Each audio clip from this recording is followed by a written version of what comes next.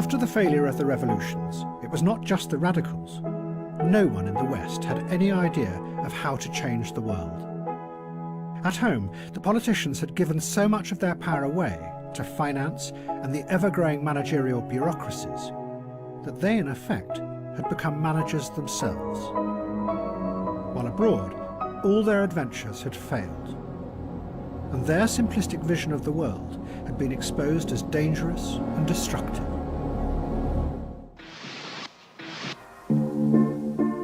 But in Russia, there was a group of men who had seen how this very lack of belief in politics and dark uncertainty about the future could work to their advantage.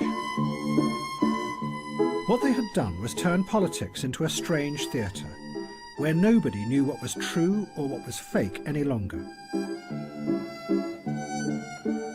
They were called political technologists, and they were the key figures behind President Putin.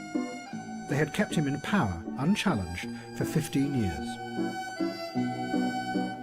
Some of them had been dissidents back in the 1970s, and had been powerfully influenced by the science fiction writings of the Strugatsky brothers. 20 years later, when Russia fell apart after the end of communism, they rose up and took control of the media.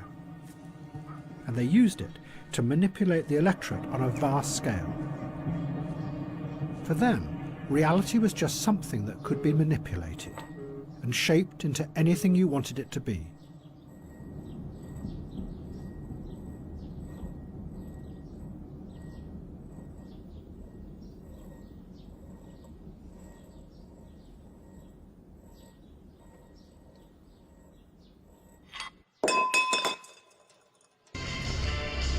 But then a technologist emerged who went much further, and his ideas would become central to Putin's grip on power.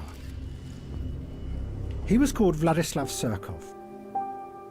Surkov came originally from the theatre world, and those who have studied his career say that what he did was take avant-garde ideas from the theatre and bring them into the heart of politics. Surkov's aim was not just to manipulate people, but to go deeper and play with and undermine their very perception of the world, so they are never sure what is really happening.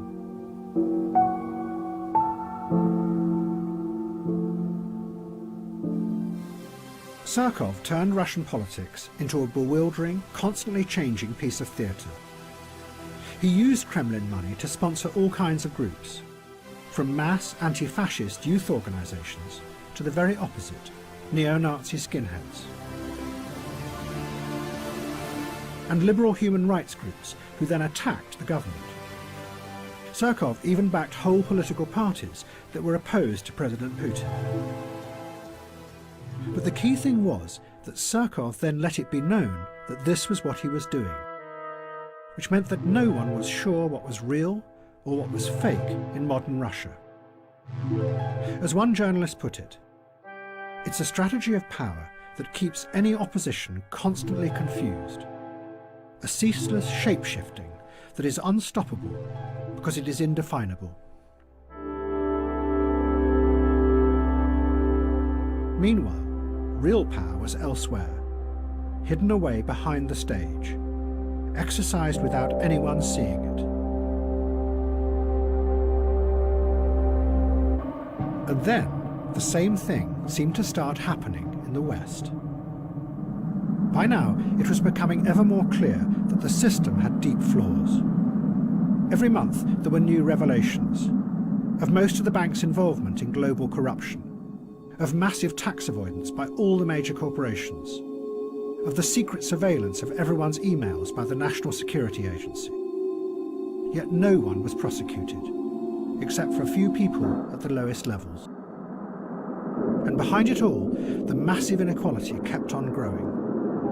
Yet the structure of power remained the same. Nothing ever changed, because nothing could be allowed to destabilize the system. But then, the shape-shifting began. Thank you very much. So nice.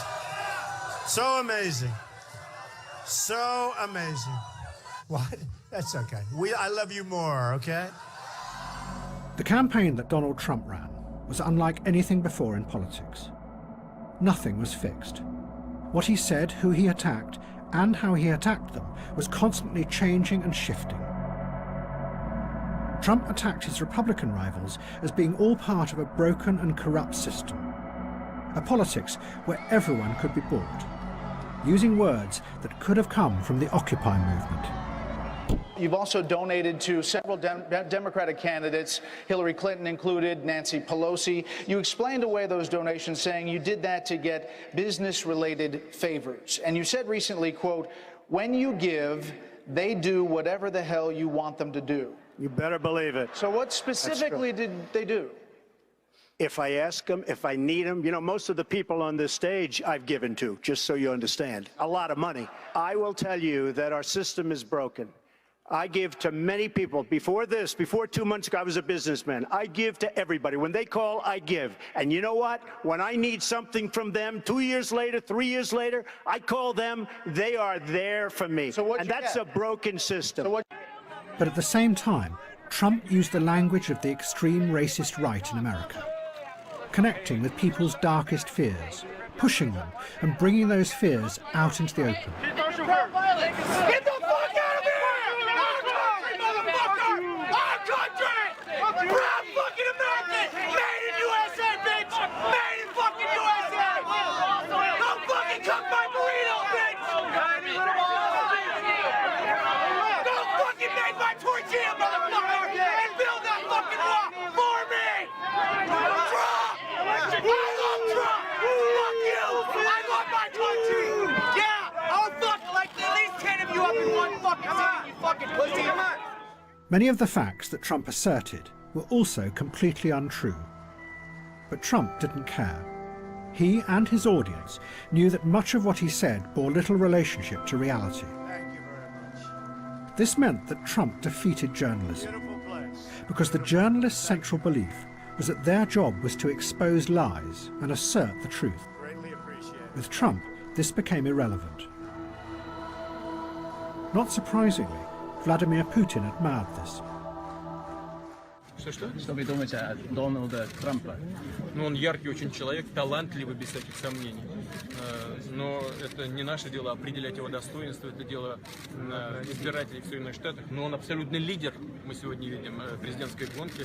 Он говорит о том, что хочет перейти к другому уровню отношений, более плотному, глубокому уровню отношений с Россией. Ну, разве мы можем это не приветствовать? Конечно, мы это приветствуем. Все, что касается внутриполитических вещей, его обороты речи, что он использует для повышения своей популярности, повторю еще раз, это не наше дело оценивать эту его работу. Его комментарии.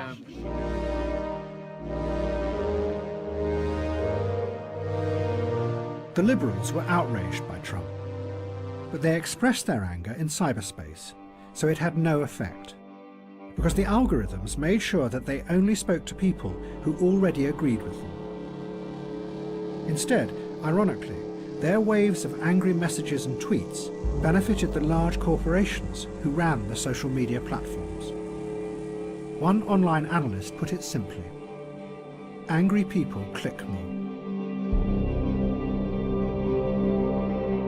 It meant that the radical fury that came like waves across the internet no longer had the power to change the world.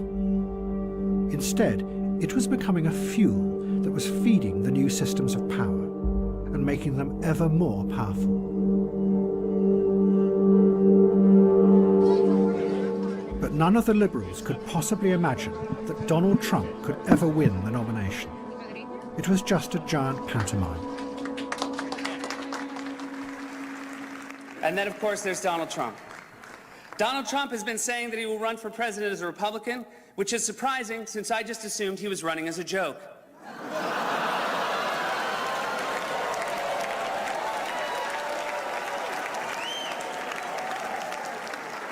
Donald Trump often appears on Fox, which is ironic because a fox often appears on Donald Trump's head.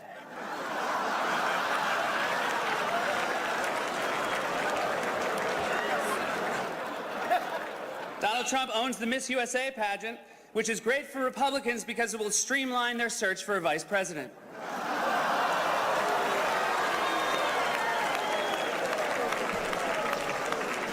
Donald Trump said recently he has a great relationship with the blacks, though unless the blacks are a family of white people, I bet he's mistaken.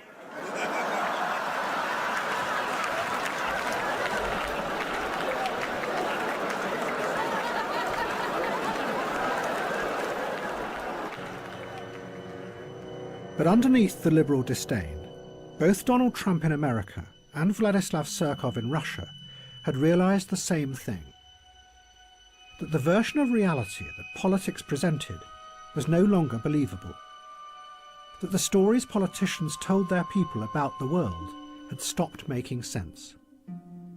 And in the face of that, you could play with reality, constantly shifting and changing, and in the process further undermine and weaken the old forms of power.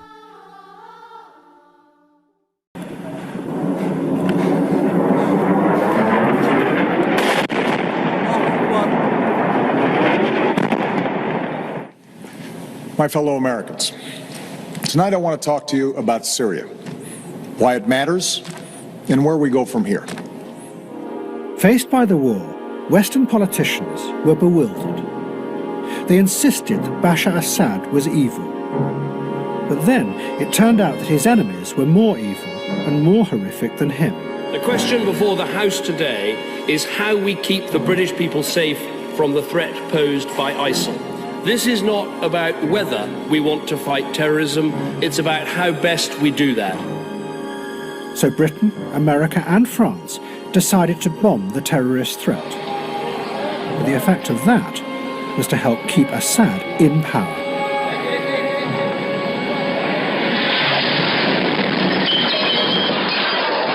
Then it became more confusing. Suddenly, the Russians intervened.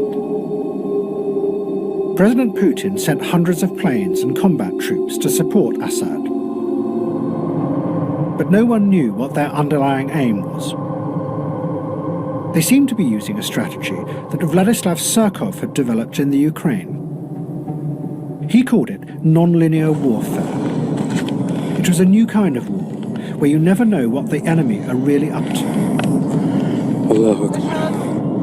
The underlying aim, Surkov said, was not to win the war, but to use the conflict to create a constant state of destabilized perception in order to manage and control.